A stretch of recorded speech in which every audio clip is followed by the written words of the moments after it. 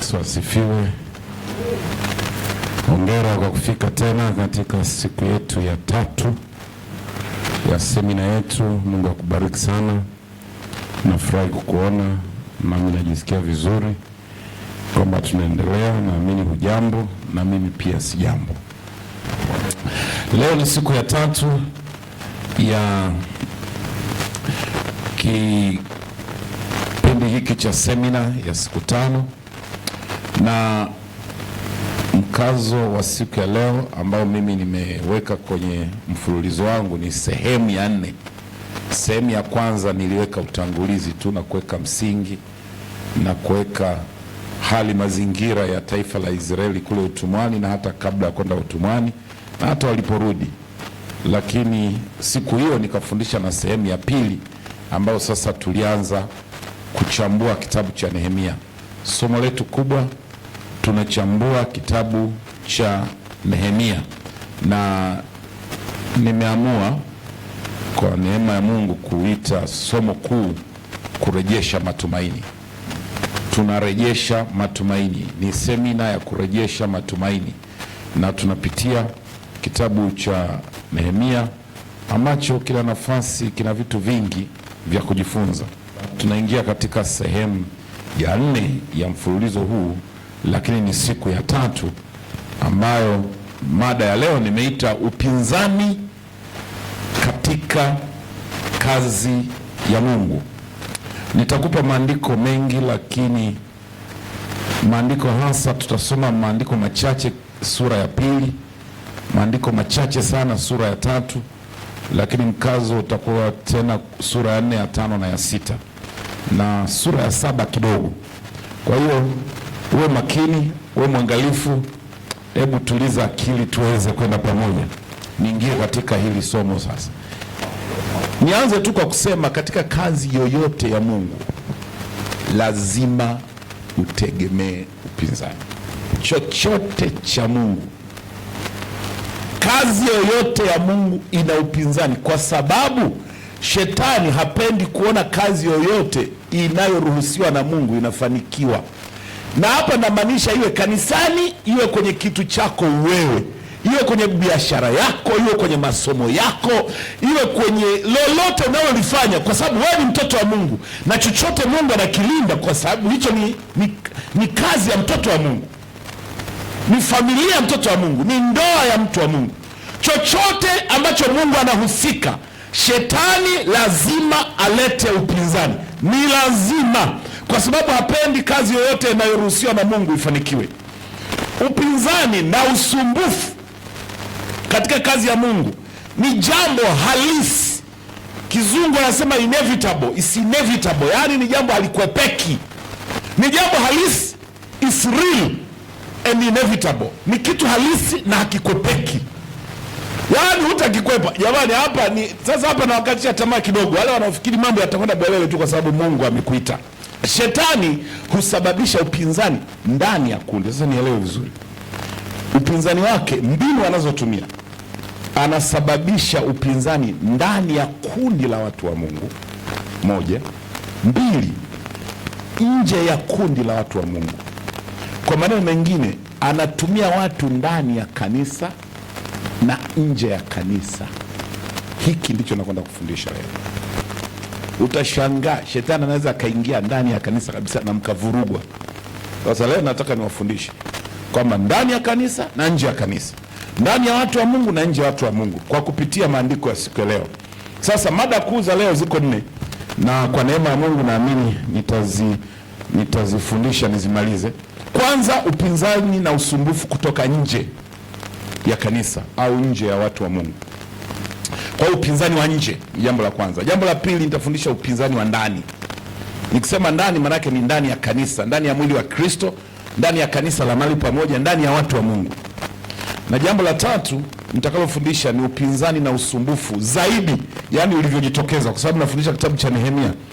Kuna upinzani wa mara ya kwanza, alafu baadaye kuchoka akafanya tena upinzani zaidi. Na nitakupa tu maandiko kwa sababu yapo maandiko yanaonyesha kwamba huwa anatuachia kwa muda, anarudi tena. Alafu jambo la 4 nitafundisha kuhusu kumalizika kwa hii kazi ya ukuta. Leo tunakwenda kukamilisha kazi ya ukuta ambayo tulianza jana. Haya, upinzani na usumbufu kutoka nje. Hapa tutasoma Nehemia sura ya 2 mstari wa 10. Tutaruka, tutakwenda mstari wa 18 hadi wa 20. Halafu baadaye tutasoma mstari wa 1 hadi wa 23 wa kitabu cha Nehemia sura ya 4. Kwa hiyo usumbufu wa kutoka nje, nimeruka kwa sababu Biblia katika kitabu hicho cha Nehemia sio kama usumbufu wote ulianza kwanza wa ndani ukaisha alafu akamaliza wa nje. Sasa nimerukaruka hivyo kwa sababu ninataka tu nikuonyeshe, lakini maandiko yote tutapitia. Kwa hiyo tuanze na upinzani wa nje. Hila ya kwanza shetani aliifanya tunaipata katika Nehemia sura ya 2 mstari ule wa 10. Inasema, Sanbalati Mhoroni na Tobia afisa Mwamoni waliposikia juu ya jambo hili waliudhika sana, kwamba amekuja mtu kuinua ustawi wa Israeli.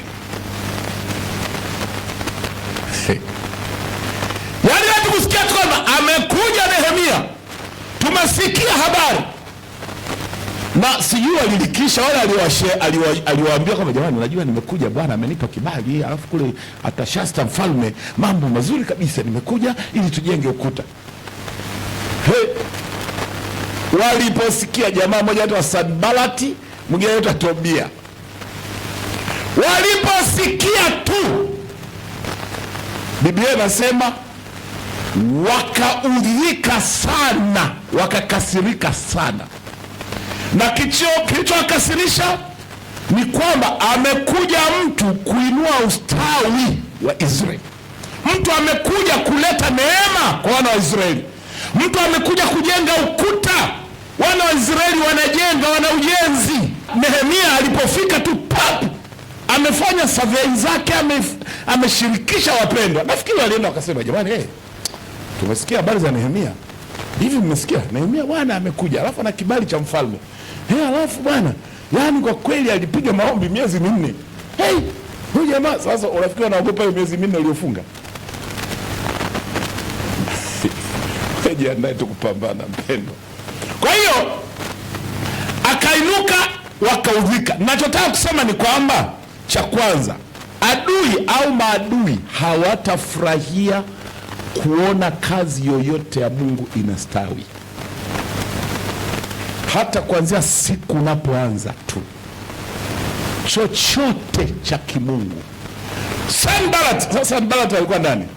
Sanbalati alikuwa ni jamaa moja, ni historia inaonyesha alikuwa ni Msamaria. Wasamaria walikuwa ni watu ambao ni maadui. Unakumbuka habari za Yesu alipomwambia kwenye kisima pale, yule mwanamke anasema, Wasamaria na Wayahudi hatushirikiani au hatufungamani. Wasamaria walikuwa ni taifa lililozaliwa na Waisraeli, taifa lile lililoitwa Israeli, lile la kaskazini. Sijui kama mlishakufundishwa, naamini na wengine wapekuzi wa mambo ya kibibilia.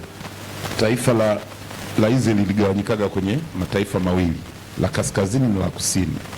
La kaskazini lilikuwa na makabila 10, la kusini lilikuwa na kabila 2, ambao ndio ilikuwa pamoja na Yuda na Benjamin walikuwa huku kwenye kabila la kusini. Sasa wale wa kaskazini walishawahi kuvamiwa na watu wa kaskazini zaidi, wakazaa nao, wakaoana. Kwa hiyo ilikuwa ni intermarriage kati ya Wayahudi pamoja na mataifa ya juu kule Ashuru. Sasa ndio wakatengeneza taifa linaloitwa Samaria. Na Samaria walijipambanua, walianza mpaka kuabudu. Ndio maana yule mwanamke akasema, sisi watu tunaabudu milimani, nyinyi mnaabudu Yerusalemu. Sasa wapi mahali sahihi? Unakumbuka? Kwa hiyo hizo story ni kweli, walikuwa wanaabudu mpaka miungu. Wasamaria walijitangaza kwa kinyume. Kwa hiyo Wasamaria na Wayahudi walikuwa hawafungamani. Lakini huyu adui au maadui waliposikia, kwa sababu mmoja wa watu ni huyu Msamaria. Huyu Tobia imeeleza kabisa alikuwa ni afisa Mwamoni. Waamoni walikuwa ni wajukuu zake Lutu. Sasa kuna mmoja Moabi, mwingine Msamaria. Kwa hiyo Sanbalati Msamaria na huyu Mwamoni ambaye anaitwa Tobia, hawa alikuwa afisa. Huyu jamaa alikuwa ni afisa, alikuwa ni afisa, alikuwa ni kiongozi kule kwa Waamoni, na hata huyu Sanbalati inaonekana alikuwa na ushawishi, alikuwa ni kiongozi pia. Kwa hiyo hao wakaungana, wakawa kinyume, wakasema tumesikia habari zenu. Lakini wakati wanaanza chokochoko, Biblia inatuambia, tuendelee mstari wa 11, nilienda Yerusalemu na baada ya kukaa siku 3 nikaondoka usiku, nikaanza kufanya mambo yangu. Sasa mimi swala langu ni hili, kwa nini Biblia haisemi Nehemia aliwajibu kitu?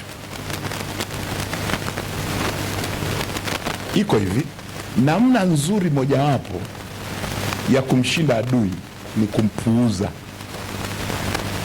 Yaani njia mojawapo sahihi ya kufanya kwa adui ni kumpuuza. Wakati fulani katika maisha mpuuze tu adui. Ngoja nikupe story, wengine labda washawahi kusikia. Miaka ya nyuma sana tulikuwa tunapewa story ya jamaa moja, ni mtumishi wa Mungu ambaye shetani alikwenda kuhubiri injili mahali. Shetani akaanza kuwa kinyume naye, na shetani akatokea live kwenye maono usiku. Anaota kasikia puruko, yani chumbani kwake, anafungua uso hivi, anamkuta shetani. Yani ni jamaa limekaa tu, yani ambavyo wao mnalielezea li shetani hivyo hivyo limekaa tu. Mnyama sio mnyama, mtu sio mtu, limetaka. Alafu unajua yule jamaa akafanyaje? Akasema kumbe ni wewe. Akafunika blanketi akalala. Hata maombi, hata kusema tu shida kwa jina la Yesu, toka. Akasema tu kumbe ni wewe. Pwa, singizi. Shetani akaona amedharauliwa. Yani katika watu, unajua, sikiliza, wengine puuza. Unajua shida yako wewe, unataka kila mtu ushindane naye, hutavimaliza vita. Ndio nimekufundisha jambo la kwanza. Jambo la pili, yani nitakuwa nataja upinzani tunasoma na Nehemia alifanya nini ili ikusaidie na wewe uweze kuwa na namna nzuri ya kufanya. Jambo la pili, vitisho vilijitokeza, na vitisho vinakufanya kukuingizia hofu. Sasa cha kwanza ilikuwa ni maneno tu kwamba tumechukia. Sasa nikusaidie ile umechukia na kuignore. Sasa cha pili wakasema kwa hiyo jamaa yuko serious. Sasa mstari wa 18, twende mstari wa 18 sura ya 2 hadi wa 20. Pia niliwaambia kuhusu mkono wenye neema wa Mungu wangu uliokuwa juu yangu na kile mfalme alichokuwa ameniambia. Wakajibu, haya, tuanze kujenga tena. Kwa hiyo wakaanza kazi ile njema. Lakini Sanbalati Mhoroni, mmeona huyo jamaa na Tobia afisa Mwamoni akaongezeka na 3, na Geshemu Mwarabu, waliposikia kuhusu jambo hili walitudhihaki na kucheka. Wakauliza, nini hiki wanachokifanya? Je, maasi dhidi ya mfalme? Hapo hawakuishia kucheka tu, wakasema hawa jamaa wanamwasi mfalme Artashasta. Haya, mstari wa 20, nikawajibu kwa kusema. Hapa ndio tunapata majibu. Sikiliza, nikawajibu kwa kusema, Mungu wa mbinguni atatufanikisha. Moja, sisi tu watumishi wake tutaanza kujenga upya. Lakini kwenu ninyi, Sanbalati, Tobia na Geshemu, kwenu ninyi hamna sehemu wala dai lolote wala kumbukumbu la haki katika Yerusalemu. Message sent au and delivered. Kwani hiyo haitoshi? Haiwatoshi jamaa? Cha ajabu hakukata tamaa. Tutakwenda kuangalia.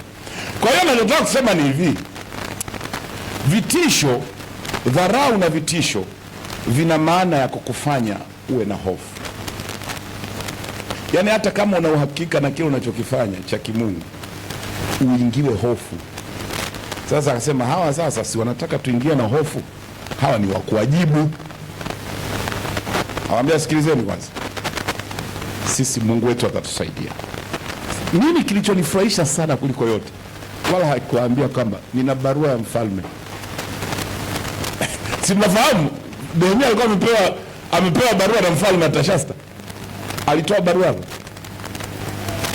Ungekuwa wewe sasa,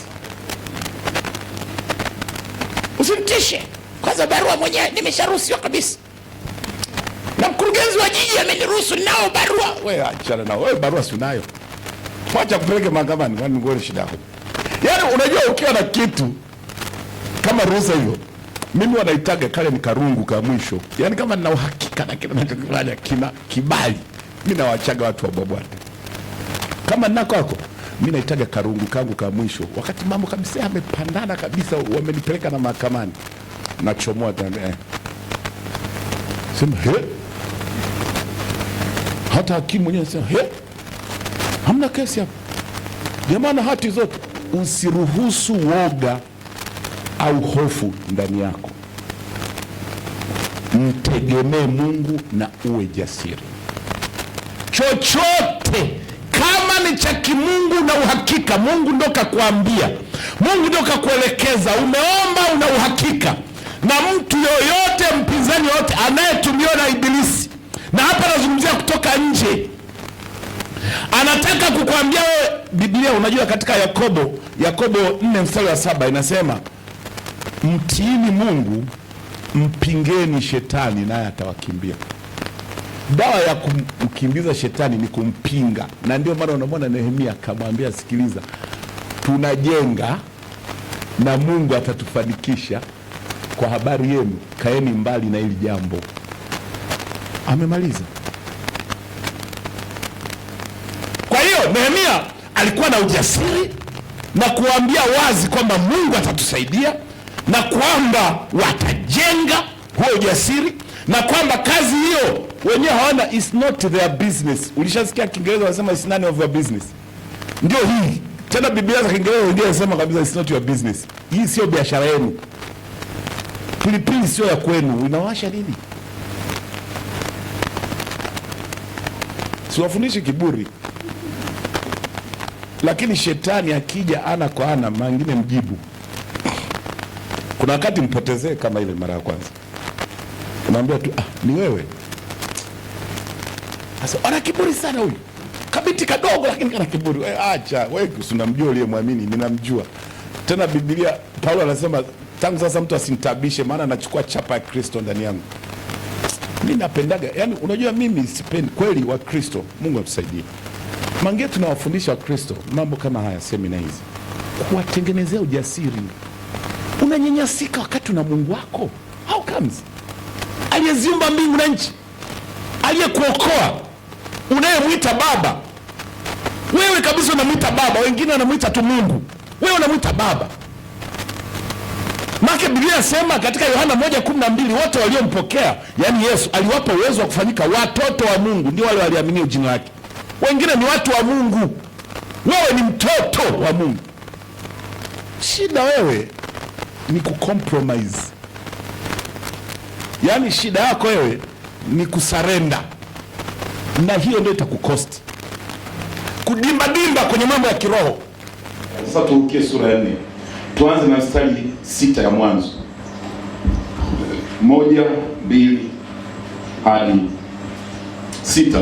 Sanbalati aliposikia kwamba tulikuwa tunajenga ukuta upya, aliposikia huyu Sanbalati, Mungu wa Israeli, yani huyu Sanbalati kila stage, yani kila ikipanda yupo, kila akifanya hivi yupo, kila akifanya hivi yupo. Sanbalati aliposikia kwamba tulikuwa tunajenga ukuta upya, alikasirika na akawa na uchungu. Wewe kasirika, uwe na uchungu. Mimi Bwana akiwa upande wetu, ni nani aliye kinyume na sisi? Anasema akakasirika na akawa na uchungu, akawadhihaki Wayahudi, akawadhihaki. Sasa akaamua leo, yani hapa sasa akasema leo ngoja niwadhihaki ili niwakatishe tamaa. Akawadhihaki Wayahudi mbele ya rafiki zake, jeshi la Samaria. Si nakwambia yeye ni mtu wa Samaria. Mbele ya jeshi, marafiki zake, jeshi la Samaria, akawadhihaki kwamba hawa Wayahudi wanyonge wanafanya nini? Je, wataweza kuurudisha ukuta wao? Je, watatoa dhabihu? Je, wataweza kumaliza kujenga kwa siku moja?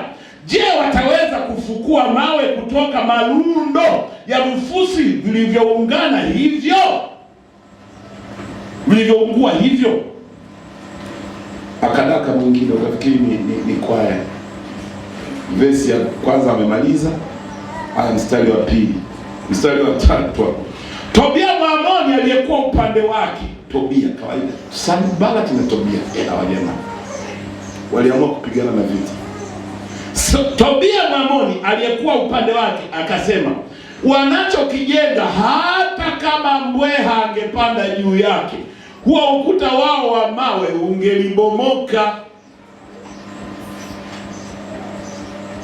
Mstari wa 4 wa muhimu sana, hata asemi nikaomba. Mstari wa 4 Nehemia anaomba akasema, Mungu wetu utusikie, kwa kuwa tumedharauliwa. Warudishie matukano wao wenyewe katika vichwa vyao wenyewe, uwatoe ili wawe nyara katika nchi ya waliowateka. Usiusitiri uovu wao, wala usifute dhambi zao mbele zako. Na nyinyi mlienda mbali. Maombi haya sasa ni hata dhambi zifutwe. Alikuwa amekasirika. Usiwasamehe hata dhambi kabisa. Sasa hapo ndio utaelewa mtu amekasirika. Usifute dhambi zao mbele zako, kwa kuwa wamewatukana wajenzi mbele. Mstari wa 6. Basi tuliujenga upya ukuta mpaka wote ukafikia nusu ya kimo chake, kwa kuwa watu walifanya kazi kwa moyo wote. Mungu wa Israeli, wajalie watu wa Shalom kufanya kazi kwa moyo wote. Amen. Ni kweli, nawaombea Mungu awasaidie. Sasa njia mojawapo ya kupambana na upinzani ni kuomba na kuomba na kuomba tena. Umeelewa? Yaani omba mchana, omba asubuhi, mchana na jioni, omba hata kwa mwezi. Wewe omba, maadamu hicho kitu hakijakamilika, omba. Kama kuna jambo unalifanya la kimungu, lio la kwako mwenyewe, la familia yako, la kanisa, jambo lolote, moja kitu kitakusaidia kupata ujasiri ni kuomba. Unaona baada ya maombi anachosema hivi, mmegundua mstari wa 6 anasema, baada ya kumaliza maombi hayo tukaendelea kupiga kazi na ukuta ukafika nusu. Sio anasema ukuta wenyewe sijui na nina mbweha, nusu ya ukuta. Kama ukuta una mita 10, basi tumemaliza mita 5. Ukuta umekamilika. Wa Yerusalemu yote kulizunguka jiji, nilikwambia sio ukuta wa nyumba, ni mji wa Same wote, kote, mipaka yote. Ukuta umefika nusu, watu wanapiga kazi. Na Biblia inaniambia watu tukakamilisha, kwa sababu watu walikuwa na moyo wa kufanya kazi. Ngoja nikwambie mbinu nyingine, ukimaliza kuomba, endelea kufanya kwa bidii kile ambacho unaamini ni cha kimungu. Kama ni kanisa, ndio maana jana nilifundisha umoja. Watu hawa walishikamana kweli kweli, wote walikuwa na moyo. Kwa hiyo Nehemia aliomba Mungu aingilie kati. Nimekwambia omba na kuomba tena. Lakini cha pili, umakini. Yaani kuwa makini ni kule ku stay focused. Nimetafsiri kama kuwa makini, yaani kwamba kitu chochote kisikutoe kwenye reli, kisikutoe kwenye kazi unaofanya. Akaambia wanangu, chapeni kazi, Mungu atatusaidia, tumeshamuomba, chapeni kazi. Sasa wewe unaomba alafu na unakata, unaambia kwa kweli ngoja nifikirie. Ona kama kuna ukweli. Alisema kaleka mbweha, ulisikia? Sasa mbweha anaweza kadondosha. Kweli tukiangalia ukuta na jinsi ulipinda alikuwaje? Yaani baba kuifisi kama kweli kuna ukweli. Hamna kitu. Ni shetani. Jambo la 4 la mwisho kwenye hiki kipengele. Adui akiona bado uko ngangari unaendelea, anaamua kukushambulia kwa nguvu kabisa. Sasa hapa wanaamua kutalisha jeshi kuharibu kazi. Unaona? Yana anakuja anaongeza dozi. Tulianza kumcheka, hasa tumemdharau, alafu sasa jamaa wanaendelea tu. Kazi inaendelea. Sema sasa tuisimamishe. Sio kucheka wala sio kufanya nini, mstari wa 7. Lakini wakati Sanballat, Mungu. Sanballat na Tobia. Jamani wewe makini na kina Sanballat kwenye maisha yako. Yaani Mungu tena ananiambia hivyo sasa. Yaani kuna watu wanaitwa kina Sanballat, Tobia, yaani wapinzani. Wewe makini nao kwenye maisha yako katika chochote unachofanya. Cha kimungu, cha kifamilia, cha biashara, cha kazi, cha elimu, chochote, cha ndoa, yaani wewe chochote. Sanballat wapo wanakunyemelea. Sikiliza sasa. Lakini Sanballat, Tobia, Waarabu, Waamoni na watu wa Ashdodi sasa wanazidi kwa wengi. Waliposikia kwa ukarabati wa ukuta wa Yerusalemu ulikuwa umeendelea na mianya ilikuwa inazibwa. Haya, mstari wa 8. Wote walifanya shauri, hao wote wakaungana. Walifanya shauri pamoja kuja kupigana dhidi ya Yerusalemu. Vita hapa vinanoga sasa. Sio maneno. Yaani ni kukuingilia kabisa sasa, zipigwe. Wewe kwa nini tunakucheka wewe unaendelea? Wewe kwa nini? Shetani akishindwa mbinu zingine anatafuta mbinu nyingine. Mbinu hii sasa ni physical. Yaani sio maneno. Sasa ni kupambana kivita. Sikiliza sasa mkakati mstari wa 10. Wakati ule watu wa Yuda wakasema nguvu za wafanyakazi zinapungua. Nacho kifusi ni kingi. Ni kweli kilikuwa kingi. Ni kingi mno kiasi kwamba hatuwezi kujenga huu ukuta, nitakurudia baadaye. Kimsingi hapa ulikuwa ni changamoto ya ndani. Nitakuja kuisoma wakati nakwambia upinzani wa ndani. Haya, mstari wa 11. Pia adui zetu walisema kabla hawajajua au kutuona tutakuwa pale katikati yao na tutawaua na kuikomesha hiyo kazi. Wameamua kuua. Yaani tuwaue wa maskari, tuwaue wajenzi. Mnaona ilivyofika? Kwamba hawa wanaojenga tuue, tuone kama kazi itaendelea. Si watakuwa wamekufa, watajengaje? Mungu asaidie. Mstari wa 12. Kisha Wayahudi ambao waliishi karibu na hao jamaa wameishi, walikuja zaidi ya mara 10 na kutuambia popote mtakapoelekea watatushambulia. Wenzao pale wakasema jamani, kweli hao jamaa wako serious. Wametuzunguka kila sehemu. Tukitokea huku, tukiingilia huku, watatushambulia. Haya. Mstari wa 13. Kwa hiyo nikaweka baadhi ya watu nyuma ya sehemu ya chini ya ukuta kwenye sehemu zilizo wazi, nikawaweka kufuatana na jamaa zao wakiwa na panga na mikuki na pinde. Sasa angalia sasa, watu wanajenga, wanamaambia chukueni panga, chukueni mikuki, chukueni na pinde. Haya, baada ya kuona hali ilivyo, nikasimama, yani Nehemia nikasimama na kuambia wakuu, maafisa na wengine, viongozi wengine, msiogope. Akaamua kutia moyo, msiogope, mkumbukeni Bwana ambaye ni mkuu mwenye kuogofya. Piganeni kwa ajili ya ndugu zenu, wana wenu na binti zenu, wake zenu na nyumba zenu. Tunapambana kwa ajili ya taifa, kwa ajili ya watu wa Mungu. Msiogope kwa ajili ya jamaa. Mstari wa 15.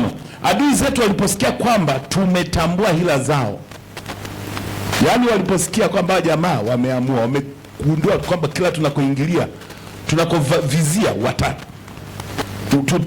wanajiandaa kupigana, si ameweka watu wenye silaha. Haya, adui zetu waliposikia kwamba tumetambua hila zao na kwamba Mungu amevuruga shauri lao, sote tulirudi kwenye ukuta, kila mmoja kwenye kazi yake. Unaona, tukarudi. Ina maana aliacha kwanza kazi, wakaanza kulinda. Alipoona wale maadui waliposikia kwamba kuna zimegundulika mikakati yetu, wakarudisha majeshi kidogo. Walivyoona hivyo, Nehemia akamwambia rudini tukajenge tena. Sura ya 16. Kuanzia siku ile na kuendelea, nusu ya watu wangu walifanya kazi ya ujenzi na nusu nyingine wakashika mikuki, ngao, pinde na dirii. Jamani, hii kazi lazima ishe. Nusu ya watu nendeni mkalinde, nusu endeleni na ujenzi. Mkakati mmoja hapo. Haikuishia hapo. Maafisa walijipanga nyuma ya watu wote wa Yuda. Walipokuwa wakijenga ukuta, wakajipanga nyuma ya watu waliokuwa wakijenga ukuta. Kuna maafisa wale viongozi wakakaa nyuma ya wale watu wanaojenga ukuta. Wale waliobeba vifaa vya ujenzi walifanya kazi yao kwa mkono mmoja na kushika silaha kwa mkono mwingine. Unaona watu walivyo serious. Yaani sasa tunajenga na silaha ziko hapa. Kama ni pisto, walikuwa na upanga wenyewe. Upanga, pinde, upanga, sime unaiweka hapa. Huku mnajua sana sime. Unaichomeka hapa, lakini unaendelea kushika tofali. Unaona watu walivyokuwa serious. Walijifunga upanga kwa upande mmoja akiwa anafanya kazi, lakini mtu wa kupiga baragumu alikuwa pamoja nami. Kisha nikawaambia wakuu wa maafisa wangu wote, kazi hii ni kubwa na tumeenea sehemu kubwa, nasi tumetawanyika, kila mmoja akiwa mbali na mwenzake juu ya ukuta. Popote mtakaposikia sauti ya baragumu, yani tarumbeta likipigwa, jiungeni nasi huko, Mungu wetu atatupigania. Mkisikia tu tumepiga, njoni, acheni kazi, njoni.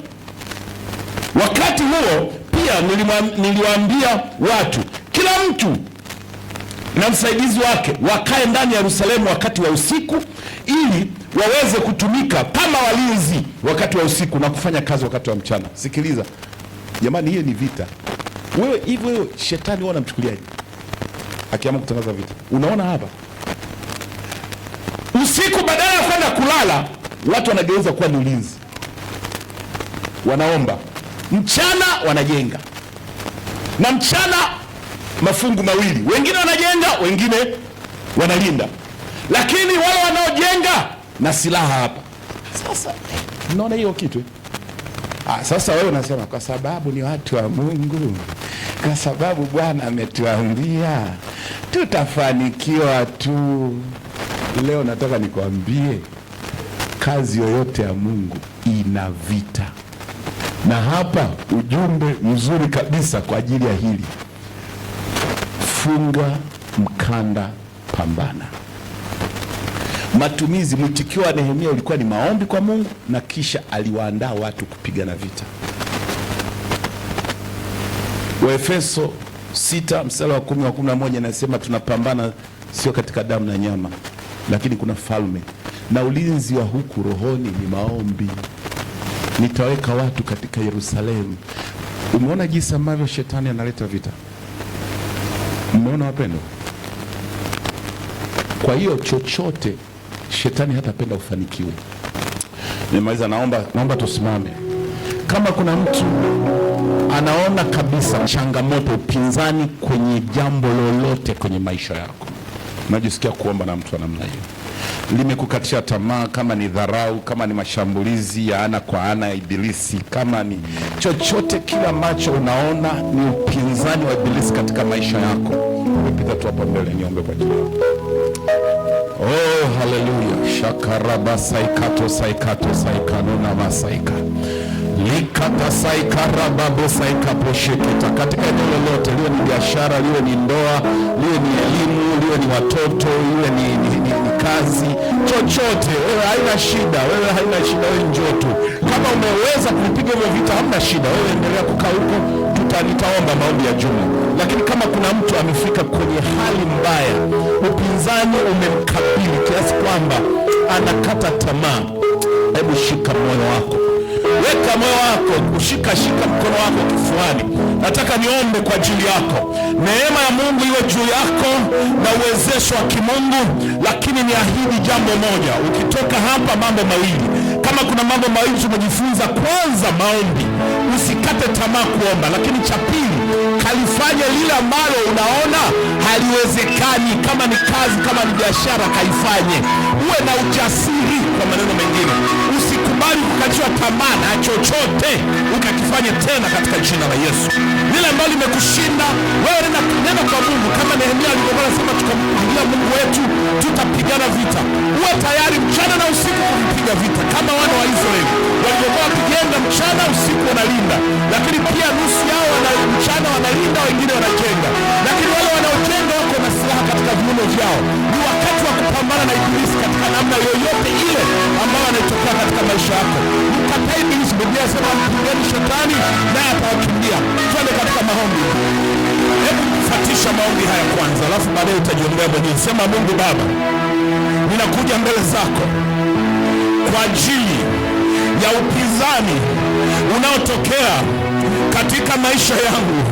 Nimeelewa kwamba nguvu zako ndio tumaini langu. Wewe Bwana ulionifikisha hapa, ni wewe umenisaidia, lakini bado vita vinaendelea. Shetani ananitafuta, maadui wananitafuta, ibilisi ananitafuta. Na sasa Bwana, nimechagua kukuamini wewe. Ninaahidi ya kwamba sitakata tamaa. Nitaendelea kuomba, nitaendelea kuwa na ujasiri katika kazi, katika biashara, katika jambo ambalo shetani ananitishia. Nimechagua kukutii wewe na nimechagua kumpinga ibilisi katika jina la Yesu. Bwana nisaidie, Bwana nisaidie, Bwana nisaidie.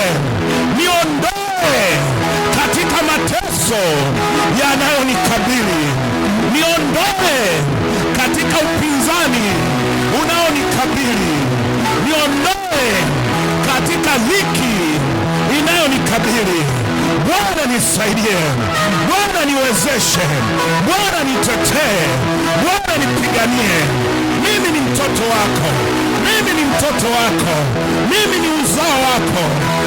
Bwana nisaidie, kama ulivyowatetea wana wa Israeli wakapambana na kufikisha ukuta mahali pake, na mimi nisaidie nifikie hatima ya maisha yangu, nifikie kilele cha mafanikio ninayoyahitaji. Unipe haja ya moyo wangu. Endelea kuomba mwenyewe wakati na kuombea. Bwana, katika jina la Yesu ninakuja mbele zako wakati huu, katika jina la Yesu, katika jina la Yesu. Pokea neema, pokea neema, pokea msaada, pokea katika jina la Yesu. Pokea uwezesho katika jina la Yesu. Pokea, pokea katika jina la Yesu. Pokea neema, pokea uponyaji, pokea neema, pokea ushindi katika jina la Yesu. Pokea ushindi, pokea ushindi katika jina la Yesu, katika jina la Yesu. Pokea ushindi katika jina la Yesu, pokea ushindi katika jina la Yesu, pokea ushindi katika jina la Yesu, katika jina la Yesu. Bwana kutetee, Bwana kufungue, Bwana kukumbuke katika jina la Yesu, katika jina la Yesu, katika jina la Yesu. Pokea ushindi, pokea ushindi katika jina la Yesu, pokea ushindi katika jina la Yesu, pokea ushindi katika jina la Yesu, pokea ushindi katika jina la Yesu, pokea ushindi katika jina la Yesu. Pokea neema ya kushinda, pokea neema ya kushinda katika jina la Yesu. Bwana kutokee, Bwana kuwezeshe, Bwana kuinue, Bwana awe pamoja nawe katika jina la Yesu, katika jina la Yesu. Pokea ushindi katika jina la Yesu. Pokea neema, pokea neema ya kushinda. kushinda katika jina la Yesu. Pokea neema, pokea neema ya kushinda, pokea neema ya kushinda vita katika maisha yako. Bwana kutetee, Bwana kapigane vita vyako, Bwana kakutokee, Bwana kusaidie, Bwana kuwezeshe katika jina la Yesu, katika jina la Yesu. Pokea neema, pokea neema, pokea ushindi katika jina la Yesu. Pokea ushindi. Bwana kutetee, Bwana kupiganie, Bwana kutokee, Bwana kuwezeshe, Bwana kuonekanie, Bwana kutetee, Bwana awe mpiganaji wa vita vyako. Bwana kanipe kisasi, Bwana kakutokee, Bwana kakuonekanie.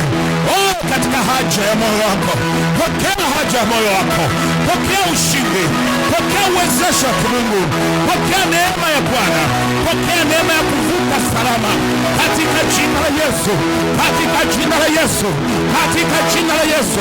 Bwana akutetee, Bwana akuinue, Bwana akubariki uingiapo na utokapo. Bwana akupe neema ya kushinda vita vyako vyote ambavyo vinatokea katika maisha yako katika jina la Yesu, katika jina la Yesu. Shetani toka, shetani achilia, shetani acha, achilia watu wa Mungu, ondoka shetani. Tumejua hila zako, tumejua dharau zako, tumejua vita vyako katika jina la Yesu. Toka katika jina la Yesu. Shetani toka katika maisha ya watu hawa, wanaoumwa wakafunguliwe, walio na shida katika ndoa wakafunguliwe, walio na shida katika maisha ya kiroho, Bwana ukawatetee, Bwana ukawape neema katika jina la Yesu, katika jina la Yesu. Pokea, pokea, pokea. Bwana kutetee. Shetani toka, achilia, shetani achilia, shetani achilia. Huna mamlaka, huna uwezo wa kuendelea kudharau, wa kuendelea kuleta dharau zako, kuleta vita. Na simamisha maajenti wote wa ibilisi, kila nguvu ambazo zinaletwa kinyume na baba huyu, kinyume na mama huyu, kinyume na kijana huyu, kinyume na binti huyu, katika jina la Yesu, kinyume na mtoto huyu, katika jina la Yesu, katika jina la Yesu, katika jina la Yesu. Pokea neema, pokea uwezesho. Pokea. Shetani umeshindwa, shetani huna mamlaka, huna uwezo. Yesu alidhihirishwa azivunje kazi za ibilisi, na naona shetani ukishindwa hadharani. Bwana ametokea, Bwana ametukumbuka, Bwana ametuita, Bwana ameturudia. Shetani huna nafasi, ukimbie, uondoke. Fungasha virago katika miili, katika roho, katika nafsi. Pokea uponyaji na shetani ushindwe